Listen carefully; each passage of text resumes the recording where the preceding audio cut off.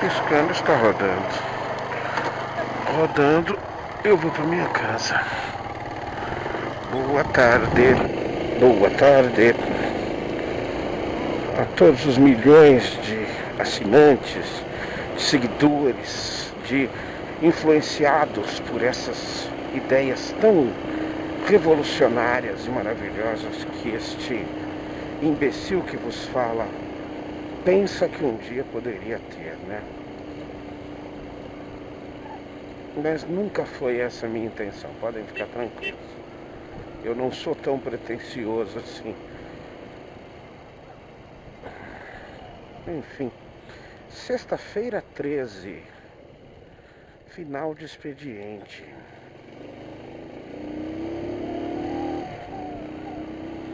Saindo até alguns minutinhos depois, porque eu estava até o último minuto na esperança do meu chefe falar comigo e me ouvir. Ainda tentando lutar por um pouquinho mais de conforto para mim e para minha equipe, para um RH um pouquinho melhorzinho agora, fisicamente falando, estruturalmente falando. Se alguma moto encostar aqui, eu paro de falar, tá bom?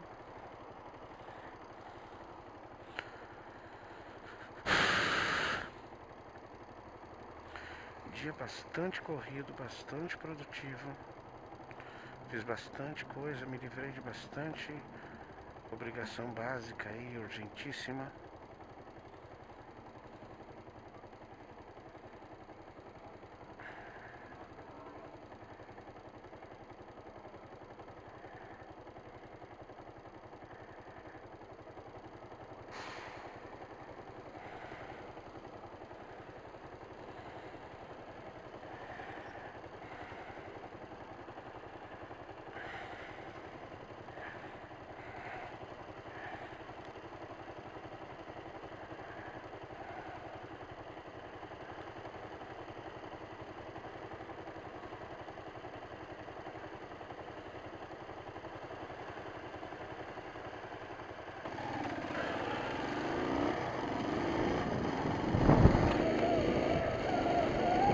E vou uma sexta-feira para casa um pouco com a cabeça um pouco menos cheia, né?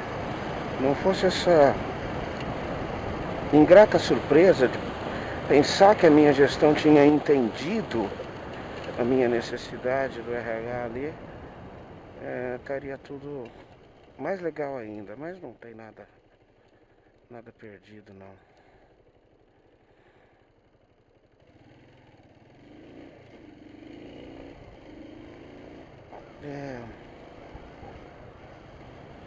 Hoje, ainda no almoço, eu tive uma deliciosa surpresa. Meu irmão, minha cunhada e meus fofíssimos sobrinhos vieram aqui no trabalho, me pegaram no trabalho e depois fomos todos almoçar no braseiro ali. O Mauro gosta muito dali. Fomos todos almoçar, passamos uma hora e pouquinho bastante agradáveis.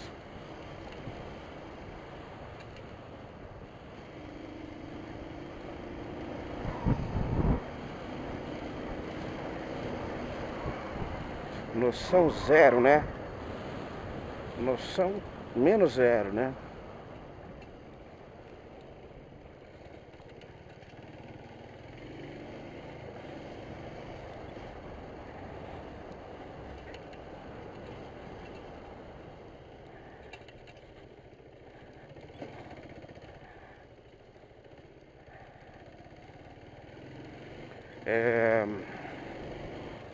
E aí, matei um pouquinho de saudade, né? Eles acabaram de chegar de Portugal aí na terça-feira. Matamos um pouquinho de saudade, nos vimos, nos falamos, nos curtimos.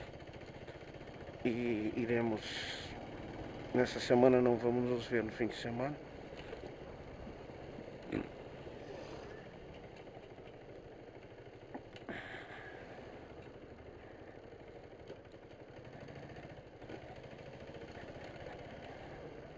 Mas foi legal revê-los aí.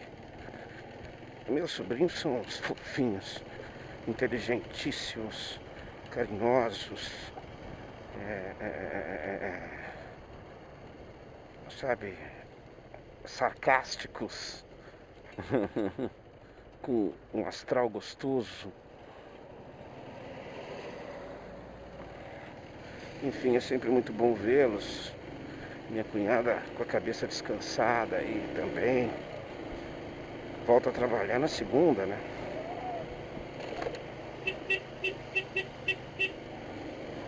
Mauro que tá aí, né? Na folga forçada, né? Agora voltam as preocupações, volta a necessidade de ir atrás aí, né? De um ganha-pão, de uma corrida pra viver melhor aí, né? Pra, enfim, garantir o conforto das crianças.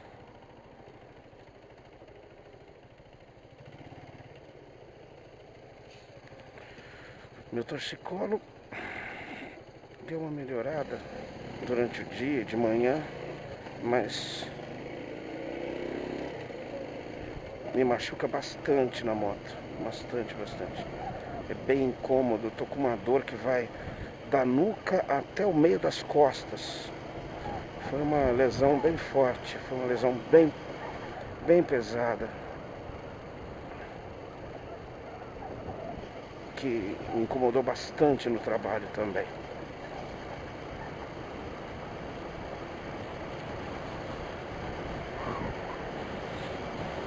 Enfim.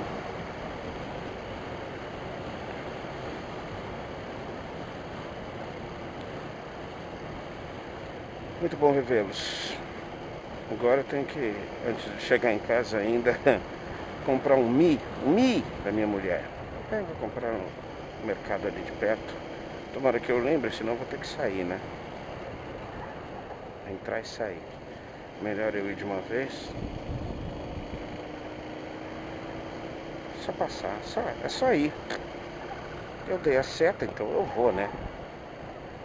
Não tem importância.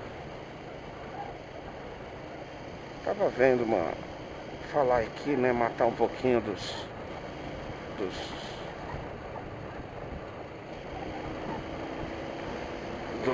livrinho que eu tenho aqui de assuntos, né? Tem dois que eu tô lembrando. Adivinha, né? Estados Unidos, uma fatal realidade, uma triste realidade, que essa onda, a onda de burrice é contagiosa, burrice pega em todos os lugares, mas é impressionante, cara, é ofensivo.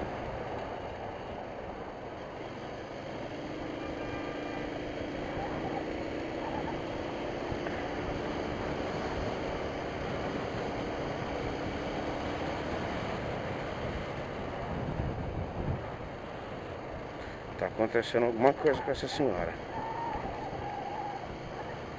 Alguma coisa. Enfim. Ela tá dominando o carro como quem domina um cavalo não domesticado, né? Ele resolveu dar seta pra sair da faixa que ele tava. Ele achou melhor fazer isso agora. Que bom, né?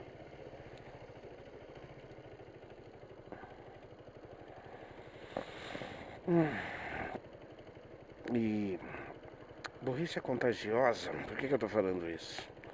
Porque não foi o brasileiro que inventou a coisa de não prestar atenção, de aceitar a super teoria de que vacinas fazem mal, de que são as vacinas que implantam as doenças que nós temos hoje, que não existiam antes.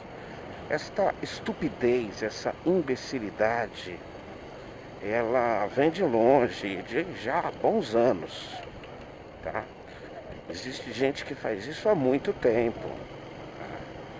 E voltemos aqui porque não é esse o assunto principal. O assunto principal é que esse princípio de burrice, ele pode se transformar numa burrice muito maior, muito maior. Então tinha um casal de gênios, né? Um casal gênio, né? Eles têm a inteligência mais elevada do que uma média mundial, né? Então eles são contra a medicina, qualquer medicina.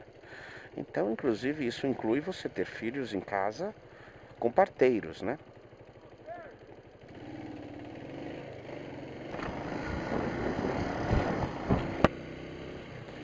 E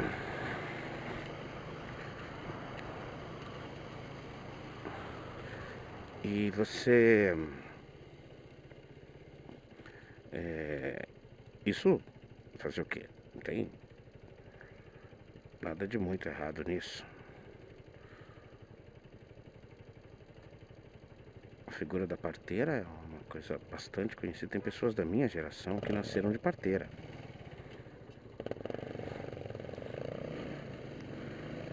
Tem pessoas da minha geração que nasceram de parteira, não tenho dúvida disso. E nos interiores brasileiros aí, eu não tenho dúvida que continuam nascendo crianças pelas mãos de habilidosas e competentes parteiras. Mas, e sempre tem um mas, o problema da parteira e do parteiro é que vai dar tudo certo se tiver tudo certo.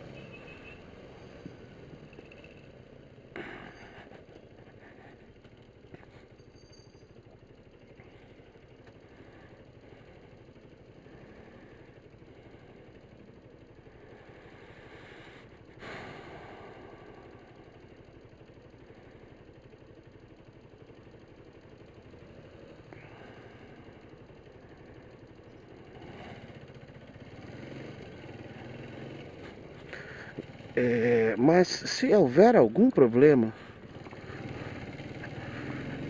infelizmente a parteira não vai ter habilidade, conhecimento suficiente para fazer tudo o que possa fazer. E aí, por isso que, claro que existem nascimentos, partos com parteira, até na Europa.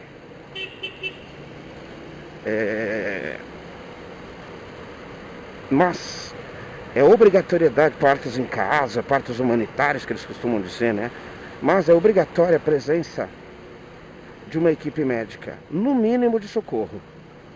No mínimo um aparato para socorro.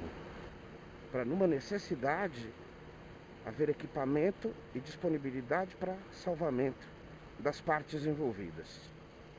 Tá? E aí, cara, quando você leva ao extremo essa questão de que a medicina convencional é ruim, quando você põe vai a fundo na sua enorme e impressionante inteligência, você corre o risco de acontecer uma bosta com você.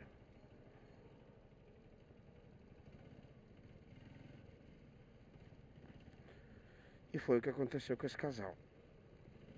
Mas não só por isso. Nasceram gêmeos no parto. E a possibilidade da merda com uma parteira com gêmeos é maior. Lembre-se que gêmeos sofrem mais na gestação. Tem menos espaço para eles. Tá? Não é gostoso, não é uma delícia, tudo super quentinho e aconchegante. Não, cara, não. Fora um estresse natural, você tem também uma questão básica de que há uma possibilidade de ter uma complicação. Oi? E essa complicação aconteceu com esse casal e uma das filhas teve uma parada respiratória e vamos levar no médico? Não, vamos fazer oração. Foi isso mesmo que eu falei. Não precisa. Ela vai ficar boa com a nossa oração. Se houvesse um atendimento básico e simples, próximo da menina,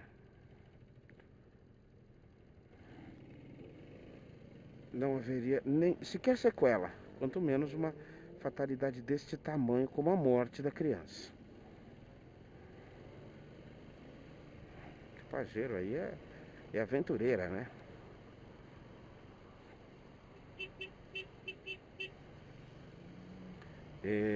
E aí, claro, comprovadas as devidas responsabilidades, o casal foi condenado. Foi julgado e condenado. Porque não tem o menor cabimento. Porque não tem o menor cabimento. Uma coisa é você ter sua fé, você acreditar nas coisas.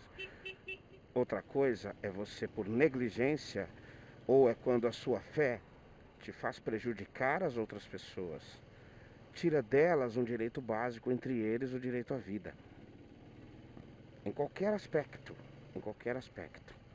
Então, por isso que esse é um dos aspectos onde eu digo, aonde podemos chegar com a burrice, né? Quando um princípio de burrice é propagado e aceito, ele começa a ser difundido, ele começa a ser utilizado em larga escala. Outros, ou a ampliação desse princípio de burrice, podem vir. E esse é um belo exemplo da ampliação de um princípio de burrice básico. Isso, medicina não serve para nada. Isso, o poder da oração é fantástico. Manda o médico embora e fica aí rezando. Fica aí rezando.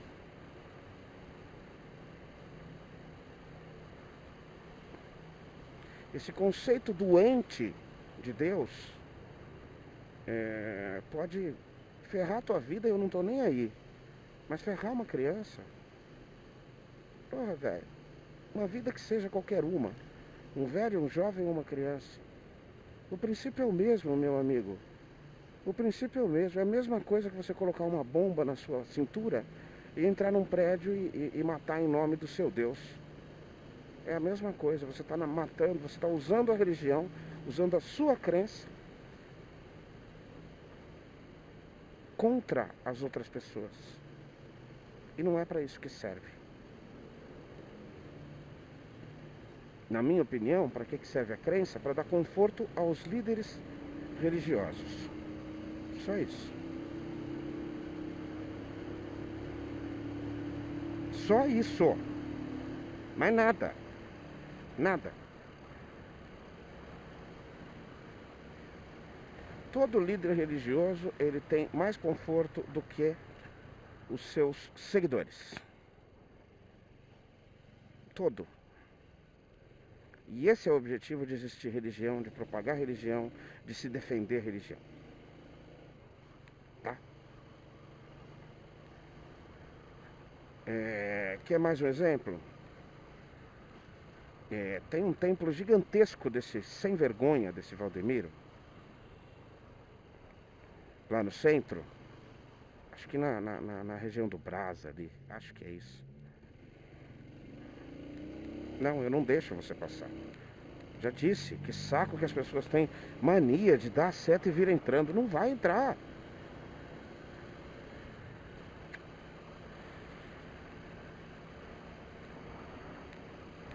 E esse prédio pertence à CUT. E aí uma coisa leva a outra. Central Única dos Trabalhadores. Lembra o que a nova legislação trabalhista fez com os sindicatos? Eu achei uma anomalia. Não no conceito teórico, mas no conceito prático. Por quê? No conceito teórico. Vamos falar da extinção da contribuição sindical. Contribuição sindical é uma contribuição obrigatória, que até março de 2017 existiu. Março não, até 2017. Porque quem não contribuiu em março, mas entrou nos outros meses, contribui nos próximos meses.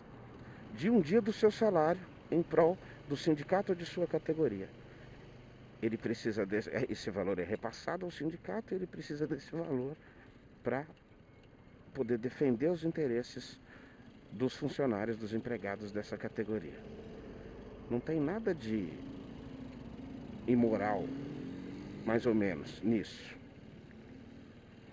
Mas ser obrigatório é que é a questão mais básica. Parte-se do princípio que se o sindicato oferece um benefício, ele deve se esforçar para convencer, para informar o seu beneficiado e ter dele a contrapartida voluntária, não involuntária.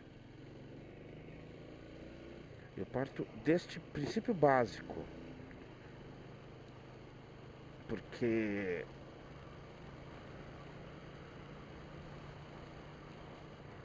obrigar o funcionário a contribuir é realmente uma coisa um pouco fora de um conceito prático do capitalismo, né? Do princípio de associação, né? Que as pessoas têm direito a se associar, tá bom? Não são associadas aleatoriamente. Mas isso geraria um outro debate aí que, de forma saudável, até elucidaria algumas coisas. A questão é que o governo promulgou a nova lei trabalhista em novembro de 2017. E essa nova lei trabalhista informou que o sindicato perdia o direito à contribuição obrigatória e tinha apenas o direito da contribuição voluntária dos funcionários. Agora eu não vi se estava aberto ou fechado, então vou ficar esperando aqui. Não sei quanto tempo fica, se dá tempo de dar a volta ali, ou às vezes eu perco o farol, né?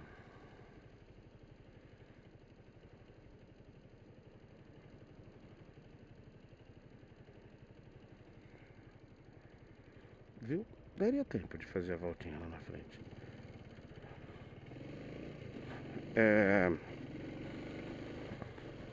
O que eu acho errado é o fato dele ter promulgado a lei, publicado a lei, colocado a lei em execução em novembro, para já em março os sindicatos não terem direito à contribuição. Não é assim. Eu acho que foi brutal. Se algum sindicato, sem essa brincadeira de o sindicato é tudo chupim, se algum sindicato sério monta o seu orçamento,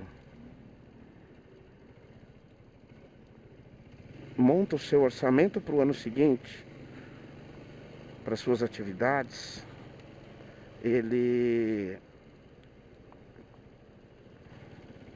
esquece que é sindicato, pense que é qualquer associação, qualquer empresa. Você o que eu estou querendo dizer? O que eu estou querendo dizer é que promulga-se a lei e diga, a partir do ano seguinte, o sindicato tem um ano para convencer os funcionários a se associarem, porque no ano seguinte não haverá a receita. Ele já formou toda a sua base para o ano seguinte.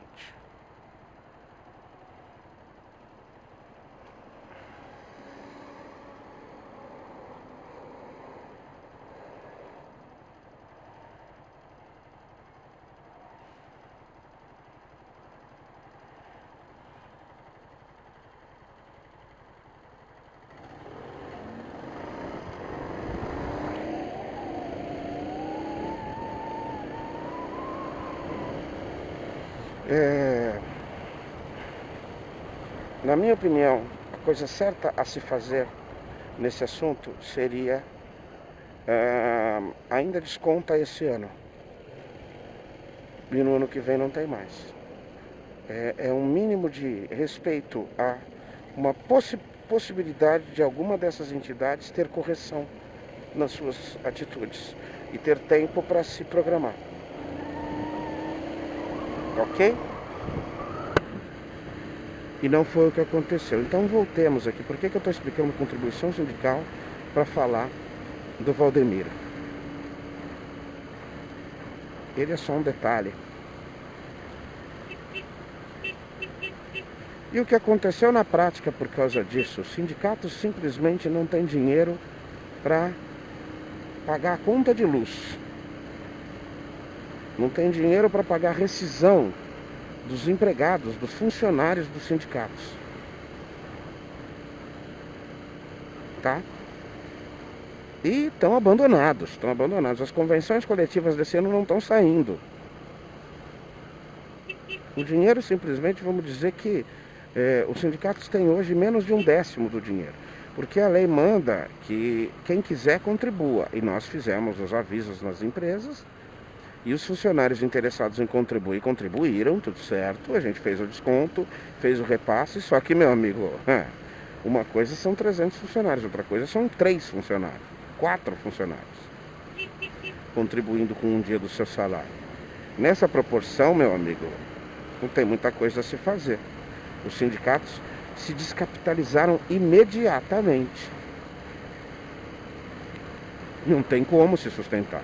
Não tem rendimento, não tem renda, não tem nada. Então, na verdade, a medida, eu acho que ela foi estrategicamente feita para isso. O que eles quiseram foi realmente quebrar os sindicatos. Foi realmente tirar o poder dos sindicatos imediatamente.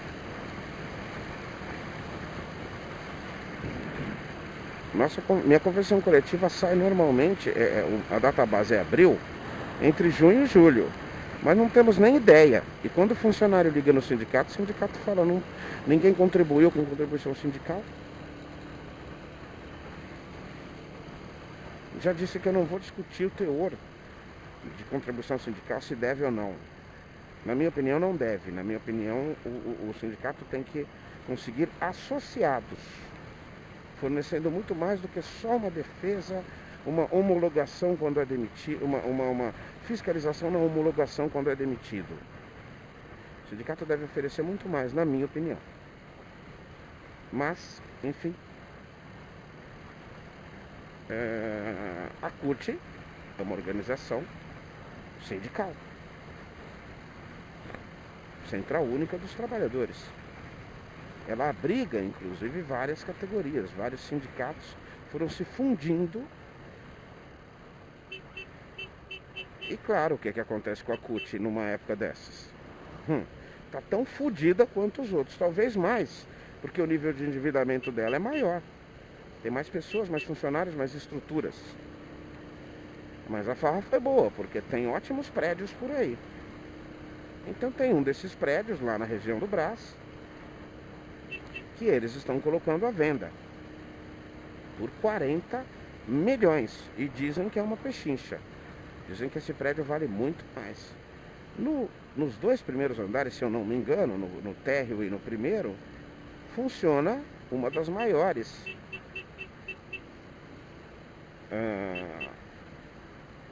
igrejas do Valdemiro. Ele paga aluguel. E Valdemiro já mandou avisar, eu compro o prédio. Já fez a proposta, inclusive, que será aceita. Ele quer pagar 20 milhões à vista e o restante em mais 6 vezes. A vida do Valdemiro deve estar realmente muito difícil. Como ele mesmo costuma dizer, é a obra, né? O dinheiro que ele arrecada, as bugigangas imaginárias que ele vende, as figuinhas, né? São figuinhas. Vários tipos de figuinhas. Sabe o que eu estou falando de figas? Figas são amuletos, eram comuns antigamente. Você ganhava uma figa, que é uma escultura, um pingente, um bibelô, desse jeito assim. Isso aqui quer dizer sorte, né? Façam figas para ter sorte. E o Valdemiro vende as suas figuinhas. Vende lencinho, vende sabonete, vende... Sério mesmo, bro? Sério mesmo, bro? Você tá assustado assim, é?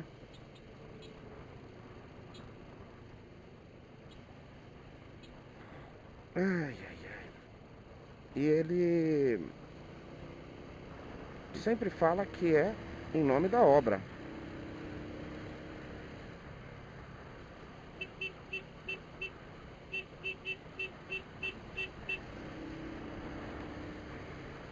É para a obra do Senhor.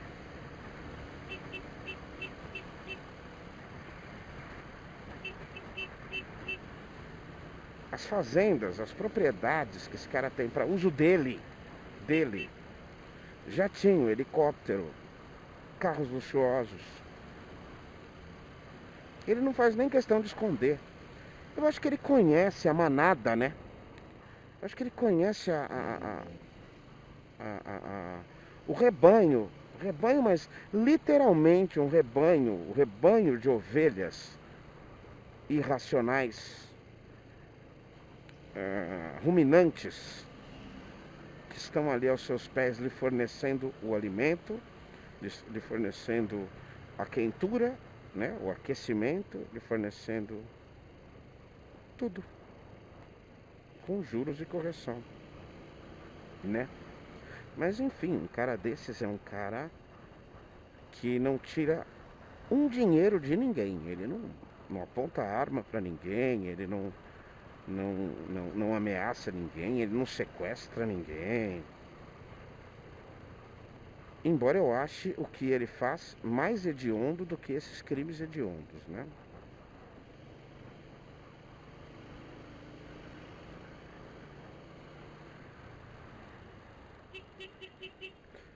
E, e acredito que a plantação tá boa, né?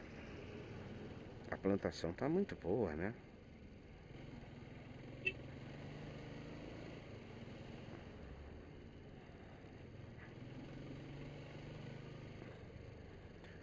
Quarenta milhas. Ele também é famoso pelos calotes, viu? Também é famoso pelos calotezinhos que ele dá. Já vi algumas reclamações. Quem gosta muito de fazer denúncia contra ele é a R7, né? A Record, né? Domingo Espetacular, esses negócios aí, esses jornais, esses jornais ditos sérios da Record, é ruim, né? É ruim você ter um jornal que se diz sério, mas ele é da Record ou do SBT, né? Pode até acontecer, mas é interesse, né, meu amigo? É interesse, né? E a Record gosta muito porque ele é dissidente da Record, da Universal. Ele já foi pastor da Universal. Ele aprendeu muito bem. E ele prova que a melhor coisa que ele fez foi se desligar do Edir Macedo e fundar a dele, né? Ele aprendeu bem. Aprendeu muito bem. Ele foi pra cima. Ele tinha o dom, né? Tem o dom. Tem. Você não pode falar que um cara desse é um fracassado. Não. A leitura que esse cara tem do que o povo pensa, do que o povo quer, do que o povo gosta de ouvir, a leitura que ele tem é uma coisa magnânima, uma coisa indescritível. Esse cara é um psicólogo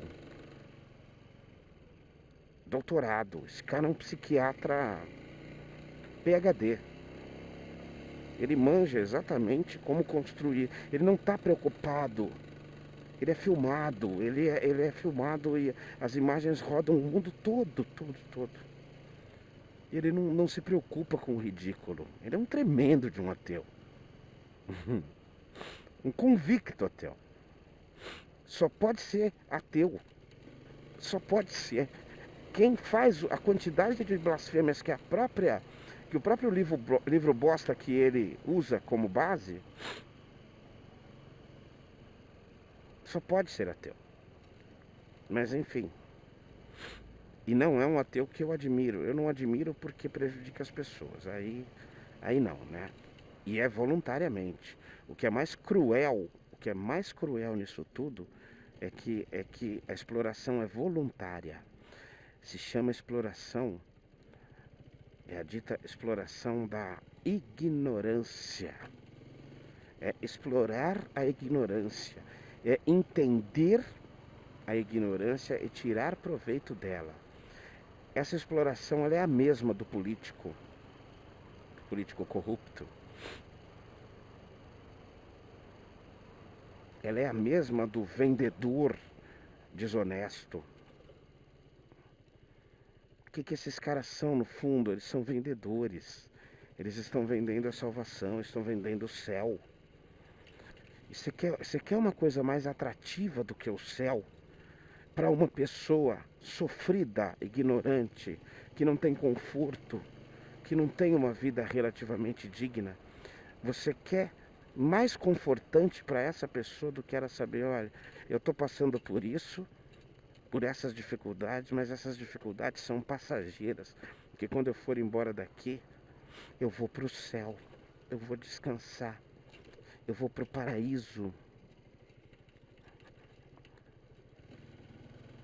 Por mais que isso para mim seja o máximo que a indignidade de um ser humano é capaz de fazer, é vender uma ilusão desse tamanho.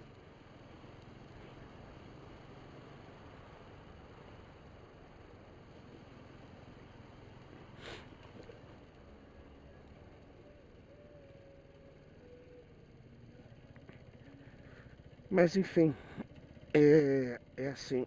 É por isso que esses caras não conseguem, a gente nunca consegue, nunca se consegue pegar esses caras, nunca se consegue tirar deles essa óbvia exploração intelectual, moral, cultural que eles fazem e se aproveitam muito bem disso.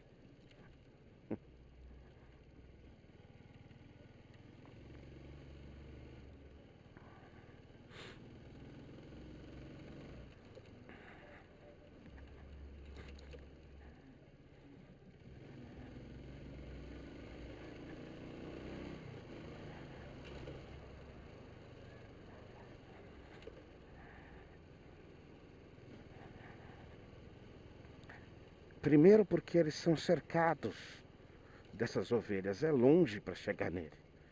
Fisicamente mesmo, você não chega nele assim, para encostar nele. Tem muita gente ali vangloriando ele, tem muita gente ali adorando ele.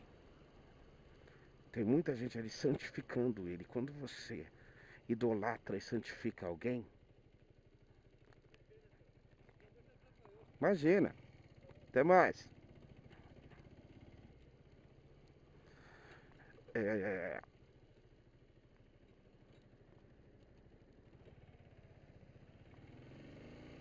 segundo, porque aí tem a questão legal básica, né? Que nada está em nome deles, né?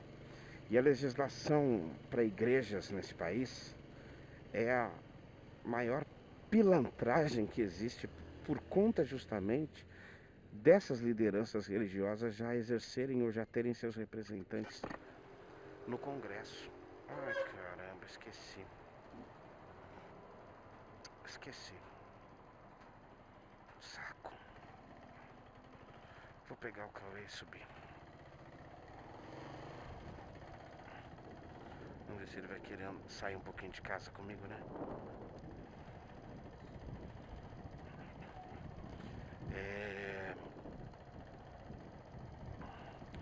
Então você não consegue tirar nada dele. Nada, nada, nada. E aí através desse dinheiro que vem sem nota fiscal, sem comprovação, sem nada, ele consegue lavar e legalizar muito dele em prol dele mesmo. Enfim. Mas como a gente costuma dizer, lá no começo da conversa eu falei isso, essas pessoas não encostam um dedo em ninguém. Elas ganham. Elas literalmente ganham